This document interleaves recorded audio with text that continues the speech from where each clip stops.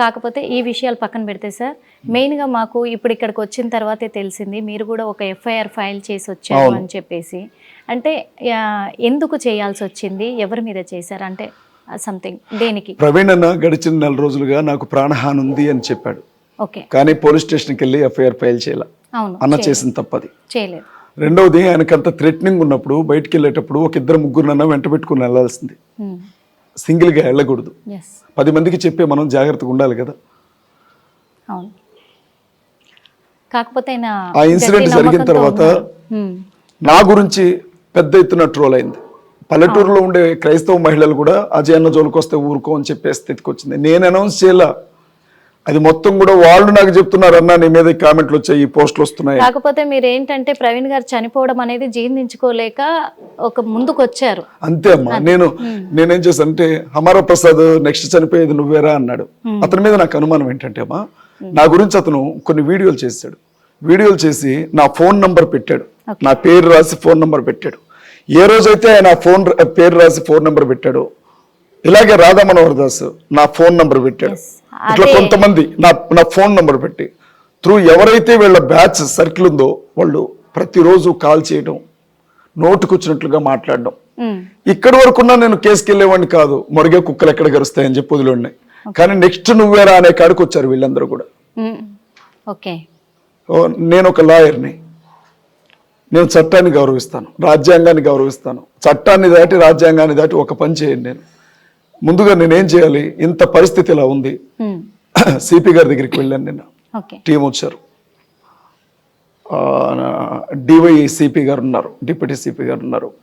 వారి దగ్గరికి వెళ్ళి జరిగిన విషయం చెప్తే వారు వెంటనే ప్రసాదరావు గారు అర్బన్ పోలీస్ స్టేషన్లో భావన్ ప్రకాష్ గారు సిఐ గారికి కాల్ చేసి అజయ్ బాబు వస్తున్నాడు, కేసు పూర్వపరాలు చూసి కేసు ఫైల్ చేయండి అని చెప్పారు. అన్ని వివరాలు చెప్పాము. వారు సాటిస్ఫై అయ్యారు నేను చెప్తున్న వివరాలతో. ఎఫ్ఐఆర్ చేశారమ్మా.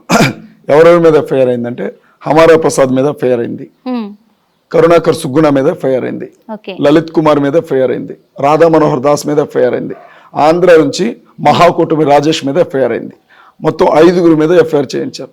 నా ప్రాణానికి ఏదైనా ప్రమాదం జరిగితే రాబోయే రోజుల్లో ఈ 5 వాళ్ళ అనుచరులు మాత్రమే కారణం అని చెప్పి రిటర్న్ గా రాసిచ్చి వచ్చాను. అది మాత్రమే కాదు, ఈరోజు నా భార్య ఎస్సీ అమ్మ, నా భార్య ఎస్సీ దళితురాలు. SC national SC commission director గారికి ఈరోజు కంప్లైంట్ పెడుతున్నాం మేము. మాకు ఇలా ప్రమాదం ఉంది, కుటుంబం నా భార్యను చంపుతానని కూడా మాట్లాడుతున్నారు. మాకు థ్రెట్ ఉంది, మాకు ప్రొటెక్షన్ కావాలి అని చెప్పి ఈ విషయం సీరియస్ గా తీసుకోవాలని ఎస్సీ కమిషన్ కి ఈరోజు కంప్లైంట్ చేస్తున్నాం మేము. ఇది నా మొదటి బాధ్యత. ఎందుకంటే రేపొద్దున ఎవడైనా నా జోలికి వస్తే నేను నీతో చెప్పాను, నువ్వేమి పట్టించుకోక పోబట్టే ఈరోజు నాకు ఇది జరిగింది అని నేను పోలీసులను ప్రశ్నించడానికి నాకు ఒక ఆధారం ఉండాలి. ఎప్పుడైనా కానమ్మా బాధ్యతలు గుర్తించిన వాడికి హక్కుల గురించి మాట్లాడే అవకాశం ఉండదు. విధులున్న తర్వాతనే హక్కులు. నా పని నేను చేశాను, కంప్లైంట్ చేశాను. రాజేష్ మహాసేన గురించి నేను మీతో కొన్ని విషయాలు చెప్పాలి. మహాసేన కాదు, మహాకూటమి రాజేష్. నేను మనిషి చనిపోయిన రోజు నేను అక్కడికి వెళ్ళానమ్మా. ప్రవీణ్ పగడాల గారు చనిపోయిన రోజు నేను అక్కడికి వెళ్ళాను. పెద్ద పెద్ద పాస్టర్స్ వచ్చారు, చాలా మంది రకరకాల వ్యక్తులు వచ్చారు. అందరూ ఏం జరిగిందో తెలుసుకోవాలి అని చెప్పి పెద్ద ఎత్తున మాట్లాడుతూ ఉంటే మహాకూటమి రాజేష్ వచ్చాడు, తెలుగుదేశం అధికార ప్రతినిధి. ఎవరు పంపారో తెలియదు, లోకేష్ గారు పంపారా, నాయుడు గారు పంపారా, ఇంకెవరైనా పంపారా, కేనే వచ్చాడా మాకు తెలియదు. ఆయన ఎవడు పిలవలా. అక్కడికి వచ్చాడు, లోపలికి వెళ్ళాడు, పోలీసులతో మాట్లాడాడు, బయటకు వచ్చాడు. ఇది చూస్తూ ఉంటే ప్రమాదం నాకు కనపడతా ఉంది, ఇది యాక్సిడెంటే, మీరందరూ ప్రశాంతంగా ఉండండి అని అన్నాడు. అక్కడికే పొయ్యి మీద ఏమంటారు వాటిని, బాణాలు కాగినట్లుగా కాగిపోతా ఉన్నారు క్రైస్తవులందరూ కూడా. వాళ్ళని కంట్రోల్ చేయడమే మాకు కష్టం అవుతా ఉంది. ఏ ఇబ్బంది పెట్టొద్దు, రేపొద్దున కేసులు పెడతారు వీళ్ళు, మామూలుగా ఉండదు, చికాకుల్లో పడొద్దని ఆపుతున్నాం. వచ్చి మాట చెప్పాడు. తనడం ఒకటే తక్కువ, అంత చేశారు క్రైస్తవులు. అక్కడి నుంచి వెళ్ళిపోయాడు. నెక్స్ట్ డేనే నారా లోకేష్ గారు, గౌరవనీయులైన మంత్రివర్యులు, ప్రాథమిక దర్యాప్తులో ఇది యాక్సిడెంట్ అని తేలింది. అయినా 10% అనుమానం ఉంది కాబట్టి అన్ని కోణాల్లో దర్యాప్తు చేస్తా ఉన్నారు. అక్కడితో క్రైస్తవులు బాగా హట్ అయ్యారు. అసలు రాజేష్ మహాకూటమి వచ్చుండకపోతే ఈ వివాదం మహాకూటమికి చుట్టుకునేది కాదు. అసలు తను వచ్చి దీన్ని చంద్రబాబు నాయుడు గారి మెడకు చుట్టాడు. నారా లోకేష్ గారి మెడకు చుట్టాడు. ఓకే. ఆ 2వ రోజు అయిపోయిందమ్మా. 3వ రోజు వచ్చాడు. వచ్చి అప్పటికే పెద్ద ఎత్తున క్రైస్తవ పాస్టర్స్ రాజేష్ మహాసేన క్షమాపణ చెప్పాలి, మహాకూటమి రాజేష్ అసలు నీకేం సంబంధం, నువ్వు పాస్టర్వా, చర్చ్ మెంబర్వా, పోలీస్ ఆఫీసర్వా, ప్రభుత్వం నిన్నేమన్నా నియమించిందా, పోలీసులు నిన్నేమన్నా నియమించారా, నువ్వు ఎందుకు వచ్చి స్టేట్మెంట్ ఇస్తున్నావు, అది అనుమానాస్పద మృతిగా వాళ్ళు కేసు నమోదు చేస్తే నువ్వు ఎందుకు ఇది యాక్సిడెంట్ అని చెప్పాలనుకుంటున్నావు, క్షమాపణ చెప్పాలని మాట్లాడుతూ ఉన్నారు. మహాకూటమి రాజేష్ ఈ రోజు కూర్చున్న కుర్చీ క్రైస్తవులు ఇచ్చిందే, చంద్రబాబు నాయుడు గారు ఇచ్చింది కాదు. క్రైస్తవులకి, దళితులకి, ముస్లింలకి అండగా ఉంటానని అతను మహాసేన స్టార్ట్ చేశాడు. ఆ మహాసేన స్టార్ట్ చేసిన రోజు ఆయన దగ్గర ఏమీ లేదు. కానీ ఈ రోజు ఆయన దగ్గర కార్లు ఉన్నాయి, ఆస్తులు ఉన్నాయి, డబ్బు ఉంది, బ్యాంక్ బ్యాలెన్స్ ఉంది, హోదా ఉంది అని అంటే వెనకున్న ఈ 3 వర్గాలే కారణం. ఇవి చూసి వీళ్ళందరూ మాకు కావాలనే ఎవరైనా ఆయన్ని పిలిచారు.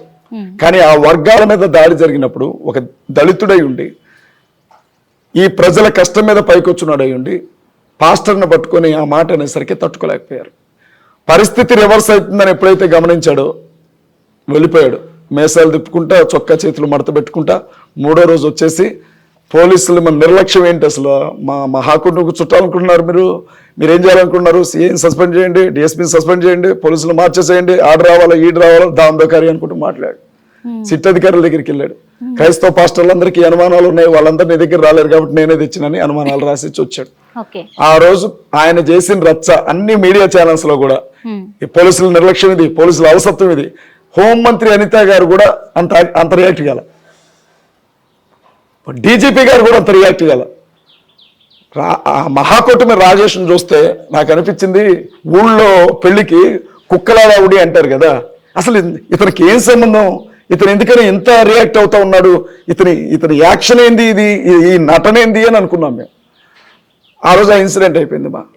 4వ రోజు వచ్చాడు, మళ్ళీ వచ్చి హత్య అన్నాడు, వెళ్ళిపోయాడు. మళ్ళీ 4వ రోజు వచ్చి ఫుటేజ్లు చూశాను, మందు తాగాడు, సంథింగ్ అయిపోయింది, యాక్సిడెంటే, వదిలేయండిక అంటున్నాడు. అంటూ పాస్టర్స్, ఈ క్రైస్తవ పాస్టర్స్ కొంతమంది అమాయకులైన క్రైస్తవుల్ని తప్పుదారి పట్టించారు. ప్రభుత్వానికి వ్యతిరేకంగా తీసుకొని, ఎవడు ప్రభుత్వానికి వ్యతిరేకంగా తీసుకెళ్ళింది? రాజేష్. క్రైస్తవులందరినీ ప్రభుత్వానికి, రాజేష్ చేసే ప్రతి పని, ప్రతి మాట తెలుగుదేశం మాట్లాడినట్లుగానే చూస్తుంది వాళ్ళ క్రైస్తవ సమాజం. రాజేష్ మహాకూటమికి క్రైస్తవులందరినీ వ్యతిరేకంగా తిప్పింది రాజేష్. తన మూర్ఖత్వంతో ఇవాళ క్రైస్తవుల్ని, దళితుల్ని దూరం చేసుకోవడమే కాకుండా చంద్రబాబు నాయుడికి బద్ద శత్రువులుగా మార్చింది రాజేష్. డైరెక్ట్ గా వచ్చి మందు తాగాడు అంటున్నాడు. ఈయనకి ఏ అవసరం అంటున్నా? ఐజీ గారు చెప్పాలా, ఎస్పీ గారు చెప్పాలా, హోమ్ మినిస్టర్ గారు చెప్పాలా? ఏనవా మా కోన్కిస్క గొట్టం గారి మధ్యలో ఏం చెప్తాడేంటి వచ్చి? మేము మాట్లాడుతూ ఉంటే ఇతను ఏమంటాడంటే, కేఏ పాల్కి నోటీసులు ఇచ్చాం, హర్ష కుమార్కి నోటీసులు ఇచ్చాం, అభినయ్ దర్శన్కి నోటీసులు పంపుతాం, వీకేఆర్కి పంపుతాం, ఈ తెలంగాణ అజయ్ బాబు కూడా పంపించేస్తాం. నాకు అనిపిస్తుంది కొంచెం సేపు ఐజీ అశోక్ కుమార్ గారిని నెట్టేసి ఆ సీట్లో కూర్చుంటాడేమో అనిపిస్తుంది నాకు ఈ మహాకూటమి రాజేష్. సిట్ అధికారులు కూడా చెప్పాడట, గట్టిగా చెప్పాను, గుణపాఠ ఆధారాలన్నీ తీసుకురమ్మనండి, ఉంటే అనుమానాలు ఉన్నోడి దగ్గర ఆధారాలు ఏమి ఉంటాయమ్మా, ఉన్న అనుమానాలు చెప్తా ఉన్నాం మేము. అంటే మీరు అనుమానిస్తున్న ప్రకారం కూడా దీని వెనకాల ఏమైనా రాజకీయ కుట్ర ఉందంటారా? నన్ను చెప్పనండి, ఆయన మాట అన్నాడు అని అజయ్ బాబు మీద నేను సిట్ అధికారికి కంప్లైంట్ చేస్తాను, దేవానంద్ గారికి. దేవానంద్ గారిని ఎట్లా ఆడుకుంటున్నాడంటే, అసలు ముఖ్యమంత్రి గారు మా బావమరిది, ప్రధానమంత్రి మా బావ, ఎమ్మెల్యే గారు మా అక్క, మినిస్టర్ మా తమ్ముడే, మా బావమరిది అన్నట్టు చెప్పుకుంటారు కదా, అట్లా చేస్తున్నాడు అందరూ. అబ్బా అమ్మా ఆ బిల్డప్ బాబాయ్ గుర్తొస్తున్నాడు మాకు ఆయన చూస్తే. మాట్లాడుకుంటా నాకు గట్టి గుణపాఠం చెప్పాలంట, నాకు లేకపోతే ఆధారాలు ఇవ్వాలంట, నేను గట్టి గుణపాఠం చెప్పాలంట నాకు. అంటే నన్ను కొట్టించాలనుకుంటున్నాడు ఏంటి పోలీసులతో? తెలంగాణ ఉద్యమంలోనే వారాలకు వారాలు జైల్లో ఉండొచ్చాను. అలాంటిది నా జాతి, నా ప్రజలు, క్రైస్తవులు, ముస్లింలు, దళితులు గుండెల్లో పెట్టుకున్నారు నన్ను. వాళ్ళ కోసం 1 సంవత్సరమైనా జైల్లో ఉండొస్తాను. ఏమైంది? నీకులాగా పోరంపోకు పనులు చేసి జైలుకి వెళ్ళట్లేదు కదా నేను. ఇంకోటి, పెద్ద పాస్టర్లు ఎవరు రాలేదంట, పెద్ద పాస్టర్లు ఎవరు రాలేదంట. ఎందుకంటే వాళ్ళందరూ రాజేష్ మహాసేన మాట నమ్మేశారట. మేము మాత్రమే ఎగురుతున్నామంట. ఈ రాజేష్ మహాకూటమి ఏమన్నాడు తెలుసమ్మా? ఒకసారి కారులో పెద్ద పాస్టర్ని, నేను అనకూడదు మాట, చర్చలో ఉండి, అలా లంజా కొడుకులరా, ఇన్ని రోజులు మిమ్మల్ని నమ్మి మేము మోసపోయావరా, మీ అనుకొచ్చావరా, మీ బతుకులు బయట పెడతావరా, పెద్ద పాస్టర్ని సతీష్ గారితో సహా అందరినీ మాట్లాడిన వ్యక్తి ఇవాళ కార్పొరేట్ పాస్టర్స్ అట నిజాలు తెలుసుకొని, కళ్ళు తెరుచుకొని వెళ్ళిపోయారట. మేము మాత్రం పోర్ట్రేట్ చేస్తా ఉన్నామట ప్రభుత్వానికి వ్యతిరేకంగా. చాలా బెదిరింపులు. రాజేష్ మహాసేన్ గురించి నువ్వు మాట్లాడతావా, నీ అంతు తెలుస్తాం, నీ సంగతి ఏంటో తెలుస్తాం, నాకు కాల్స్. నేను అన్నాను, నన్ను ఎలాగూ నన్ను అరెస్ట్ చేయించి ఇప్పుడు ఆయన ఆగేలాగా లేడు. ఒకవేళ పోలీసులు కానీ నాకు నోటీస్ పంపకపోతే దొంగతనం వెళ్ళి వాళ్ళు కాళ్ళు పట్టుకునేలాగా ఉన్నాడు. ఒక్క నోటీస్ అయ్యా, అయ్యా బాబు ఒక్క నోటీస్ నాయన, అయ్యగారు ఒక్క నోటీస్ అయ్యా, ఆయనకు పంపండి అని కాళ్ళు పట్టుకునేలాగా ఉన్నాడు. నన్ను ఇప్పుడేంటి కస్టడీలోకి తీసుకొని రాజమండ్రి సెంట్రల్ జైలుకి పంపిస్తే గానీ రాజేష్ కళ్ళు చల్లబడతాయి. ఈ పరిణామాలు ఇన్ని చూసిన తర్వాత అప్పుడు ఎఫ్ఐఆర్ ఫైల్ చేస్తాం. అంటే హిట్ టీవీ యాప్, ఇందులో short news, live news, entertainment shows, movies, digital magazines తో పాటు మీ జిల్లా వార్తలను కూడా ఫ్రీగా చూడొచ్చు.